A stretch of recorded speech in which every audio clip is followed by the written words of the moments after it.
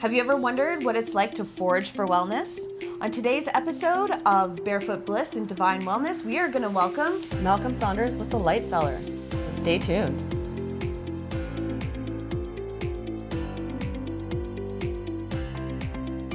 Welcome to Barefoot Bliss and Divine Wellness, where we explore the transformative powers of holistic health practices and real-life practicality. I'm Robin Devine, and I'm inviting you on a journey towards radiant well-being and inner harmony. So we're excited that Malcolm Saunders of the Light Cellar is here. So Malcolm, thank you for joining us.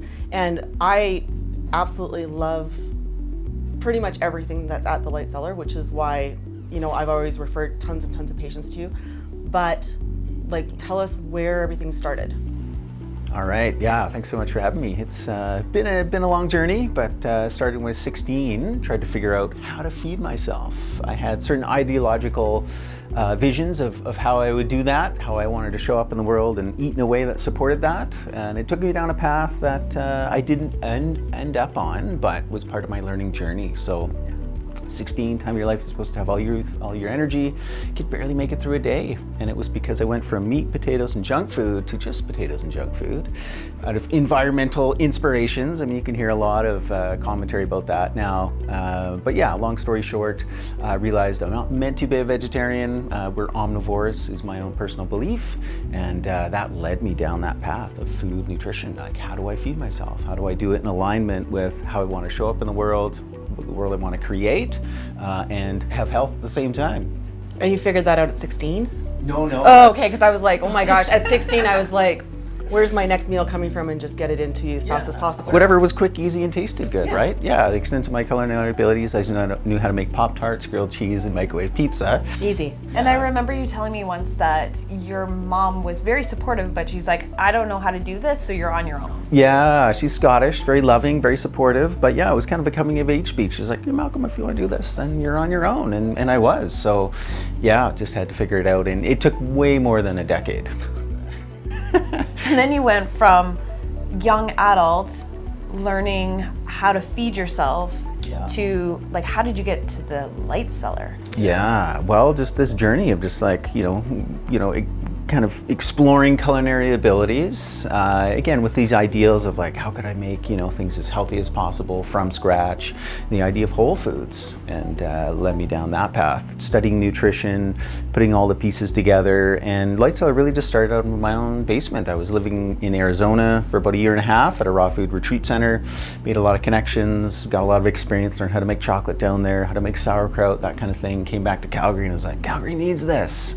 So yeah, originally it was just out of my basement. People would come by and I'd maybe have chocolate for sale, I'd maybe be teaching a class, but I'd have a lot of these kind of bulk foods that I had been exploring and utilizing in my own life just available for people to come by and get. I love it. The underground cacao trade, right? And Calgary I need some stuff. Yeah. Sure, yeah. At one point, word of mouth was it reached its limit. People are like, I keep trying to tell my friends, but they're like, you're my superfood dealer, Gotta go around the back, knock twice. Yeah. And don't tell people about it, because then I'm not gonna be able to get my stash, Right. and then I'm gonna need that. And so so took that leap, got a small little retail space on Bonus Road where we still are today. We've moved once, so it's been 15 years of doing retail, and it's just a slow organic growth of building community, and what I say is helping people find and learn how to craft their own food and medicine is really the mission. Yeah, so it's crazy. That's amazing. yeah. What do you think was the biggest thing that you've gotten out of this personally from going on this journey and discovering?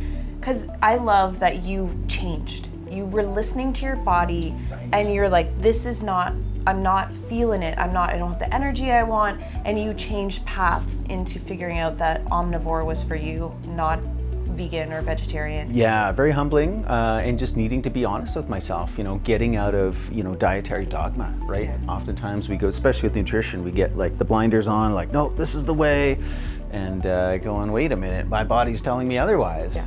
And there's loud people out there telling you there's this way, right? There's all this marketing, and there's those loud people that are like, if you don't have this much dairy and you don't have this much of this, it's not good. Yeah. And so, yeah. So really becoming empowered with following my own gut more than nutrition trends, ultimately, and rooting in that. And I think probably the biggest thing I've gotten from it is not only do I feel so grateful to have the level of health that I do, but it's been just like a fulfillment of a personal mission and journey to have purpose in one's life and to contribute to others, help them fast track their health journey, help find super high quality foods and ingredients, because en masse, societally, like we have taken a wrong turn. I mean, the standard American diet, like the Canada Food Guide, all this stuff has just sent us down the wrong direction. And really what's available en masse in kind of the average grocery store is, it's like you go to the health food store. Well, what are the other food stores selling? Yeah, it's like when my kids go, they're like, I was told that this is organic. Does that mean everything else is inorganic? Right. And they're in school and they're like, inorganic means it's not good, like you shouldn't eat that, it's not good for you, right? So, and then the cost of things too, right? Like so much easier to go and buy the cheap processed stuff versus people going, oh my God, why do I have to pay that amount for something that's healthy or organic when everything else is more affordable, if you want to think of it that way. But and so that's brought me down the path of foraging recently. Like I'm a little bit of a gardener. My thumbs, I love plants, but they're not super green. I feel your pain. It's Calgary, it's hard to grow things. Well, you've got a short window, right? Like, So I love perennials when they just come right back. And I got super into wild foods from the perspective of like, wow, like nature provides just an abundance. Like what is literally growing out in our backyards, out in the forests and the fields that we can go and engage and interact with nature. We get nourished on the level of just doing that, like medicinal mushrooms. They say the mushrooms will heal you in two ways, like one is through their chemicals, their constituents that science is beginning to uncover and reveal about their medicinal properties, but it's also when you grow them or you go harvest them yourself out in the wild, like forest bathing, that idea. You were just doing that, weren't you? Oh, I'm out every day, actually. I was just gonna say, I'm like, he's always out. Like I know Malcolm as Foraging Malcolm. But you got some really sweet treats this past weekend, didn't you? Was it? Yeah, for sure. So morel mushrooms are popping. That's typically in the springtime. And then we're just about pine pollen season, but before that is spruce pollen. There's spruce tips. I mean, it's just, it's hard to keep up actually, of like how much abundance is out there. In studying nutrition, you often compare like, okay, the inorganic versus, so the conventionally grown, chemicals, fertilizers, that kind of thing. Like we've really depleted our soils and we know that there's less nutrition in that. Okay, organic's a little bit better, homegrown, and taste, experience-wise, we all had that experience of tasting, carrot right out of the ground, a tomato off grandma's plant, like, wow, right? You don't need a scientific analysis to tell you that's got nutrients in it, it's got love in it. So how can we get as close to that? Well, farmers markets, local grown, that type of thing, but ultimately wild, right? Yeah. Absolutely. I'm teaching eco-nutrition right now at the Canadian School of Natural Nutrition, and it's unbelievable how much is just being understood about soils. I was a geologist prior to being a nutritionist, and it is crazy how much science has caught up and how the microbiome of the soil and the fungi and all that science is starting to come together to understand that, foraging for your food in the natural soils that haven't been, chemicaled and messed up into. Well, they're intact ecosystems. Oh, it's beautiful. Right? And when you have that biodiversity, I mean, you talk about the gut, that's what it's all about, is getting that biodiversity. And everything's kind of a mirror, the inner and the outer. So how can we get our food from an actual, thriving, healthy ecosystem? It's going to produce healthy food, which will create a healthy, system within ourselves. So. And eating locally too is such a huge thing in that if we look at immune system too, it's like you're surrounded by your own bacteria, by your own sort of microbes, and so those come into your system. You create a stronger immune system just based on eating more locally and the things that are around, right? So harvesting from your own garden and not sanitizing the hell out of it before consuming it's huge, right? Like you're creating that strength in yourself too.